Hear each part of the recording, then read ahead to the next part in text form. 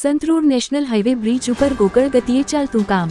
ગોધરા દાહોદ વચ્ચે આવેલ સંતરોડ પાનમ નદી પર બનાવેલ બ્રિજનું કામ ગોકળ ગાયની ગતિએ ચાલતું હોય।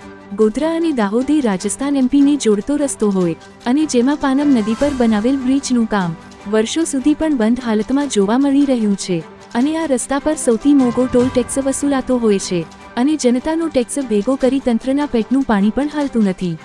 આ રસ્તા પર અવર જવર માટે હાઈવે પર લાંબો ટ્રાફિક જામ થતો હોય છે, જેના કારણે અકસ્માતો પણ બનતા હોય છે। છાશવારે અકસ્માતો થવા છતાં પણ તંત્રના પેટનું પાણી પણ નથી હાલતું।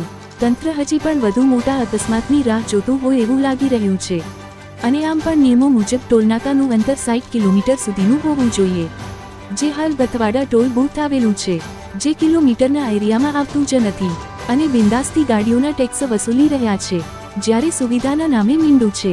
ખરેખર આ ટોલ બૂથ બંધ થવાથી લાખો વાહનોને ટોલ ટેક્સમાંથી મુક્તિ મળે એવું જનતા કહી રહી છે। રિપોર્ટ ગોવિંદભાઈ પટેલ સાથે ગોરધનભાઈ પટેલ, ગોધરા।